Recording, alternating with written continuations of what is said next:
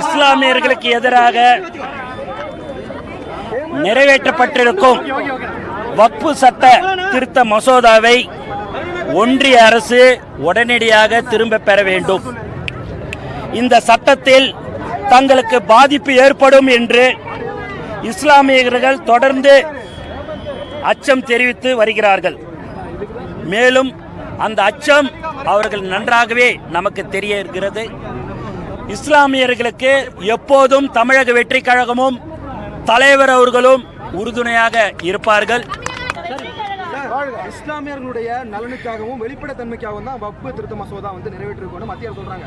எந்த சரத்துல இஸ்லாமியருக்கு எதிராக இருக்குன்னு நீங்க சொல்லுங்க. நீங்க எந்த சரத்துல இஸ்லாமியருக்கு எதிராக இருக்குதுன்றதை நீங்க கேட்குறீங்க. இஸ்லாமியர்கள் அதுல பாதிக்கப்படுகிறார்கள். அவர்களுக்கு அந்த சட்ட திட்டங்கள்லாம் என்ன என்பது தெரியும். எதற்கு தேவையில்லாமல் அவங்களுடைய சொத்துல, உங்க வீட்டு சொத்து இருக்குது, அதுல இன்னொருத்தவங்க போய் அந்த சொத்துல பங்கு கொள்றோம் இல்ல அதுல நாங்க இருக்கலான்றது எந்த விதத்துல நியாயம்? அந்த மாதிரி தான் இந்த சட்ட மசோதாவை அவர்கள் திரும்ப பெற வேண்டும் என்று தமிழக வெற்றி கழகம் சார்பாக கேட்டுக்கொள்கிறேன். அவங்க எல்லாமே செய்யறது எல்லாமே வேலிட் ரீசனோட செய்யறாங்க. எதிர்ப்பா செய்யணும்னு இஸ்லாமியர்களுக்கு எதிர்ப்பாக தானே செய்யறார்கள். என்ன சார் ஒரு பாயிண்ட்? இஸ்லாமியர்களுக்கு மக்கள் தானே தேர்ந்தெடுத்தாங்க. மத்திய ஒன்றிய அரசை மக்கள் தேர்ந்தெடுக்கும் போது மக்கள் எந்த விருப்பத்தை சொல்கிறார்களோ அதுபடிதான் அரசு இருக்க வேண்டும். அப்படி இருக்கும் போது இஸ்லாமியர்களை பாதிக்கும் விதமான இந்த சட்டத்தை ஒன்றிய அரசு கண்டிப்பாக திரும்ப பெற வேண்டும். அதற்கு நாங்கள் தொடர்ந்து தலைவர் அவர்களின் வழிகாட்டுதல்படி நாங்கள் போராட்டம் நடைபெறும். தமிழ்நாடு முழுக்க இன்று தமிழக வெற்றி கழகத்தின் ஆர்ப்பாட்டங்கள், அடையாள ஆர்ப்பாட்டம் தலைவர் அவர்களின் அறிவுறுத்தலின்படி நடைபெற்றுக் கொண்டிருக்கிறது. ஜனநாயகத்தில் போராட்டம் நடத்துறது தப்பில்லைங்க. அது தாவேகாவாக இருக்கட்டும், எந்த கட்சியாக இருக்கட்டும், போராட்டம் பண்ணட்டும். நான் ரெண்டே கேள்விதான் கேட்கிறேன். எதுக்கு போராட்டம் பண்ணீங்க? எந்த பாயிண்ட் நாங்க கொண்டு வந்தது தப்புன்னு நினைக்கிறீங்க? எந்த பாயிண்ட் நாங்க சரியா செஞ்சிருக்கோம் நினைக்கிறீங்க? தாவேகா அதிகாரப்பூர்வமாக ஜேபிசி ஜாயிண்ட் பார்லிமெண்டரி கமிட்டிக்கு லெட்டர் பேட்ல உங்க சஜஷனை கொடுத்தீங்களா? இன்னைக்கு நான் போராட்டம் பண்றேன், எங்க தலைவர் சொல்லியிருக்காருன்னு கீழே சுத்திட்டு இருக்கிறீங்க.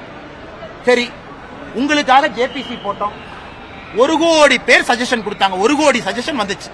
தாவேக்கால இருந்து கருத்து சொன்னீங்களா? ஜேபிசிக்கு நீங்க கருத்து சொல்லியிருந்தா, நல்ல கருத்தா இருந்தா கண்டிப்பா நாங்க எடுத்திருப்போம். சரி, இன்னைக்கு போராட்டம் பண்றீங்க. எதுக்கு போராட்டம் பண்றீங்க? நான் இவ்வளவு விலாவரியா பேசுறேன். இதான் பாயிண்ட்ங்கிறேன், இதான் காரணங்கிறேன். நான் சொன்னதுல தப்பு எங்கேயாச்சும் இருக்குன்னா நீங்க சொல்லுங்க. எதற்கு போராட்டம் செய்யறனே தெரியாம ஒரு கட்சி தமிழ்நாட்டில் போராட்டம் செய்து கொண்டிருக்கின்றார்கள். அது தாவேகா. எதுக்கு போராட்டம் பண்றாங்கன்னு அண்ணா இந்த பாயிண்ட் தப்பு. எத்தனை டைம் சட்ட திருத்தம் மாற்றி இருக்கிறாங்க? 54 முதல் சட்டம், அதன் பிறகு அவ்வளவு அமெண்ட்மெண்ட், 95 பெரிய சட்டம், அதன் பிறகு அவ்வளவு அமெண்ட்மெண்ட், 2013 மேஜர் அமெண்ட்மெண்ட்.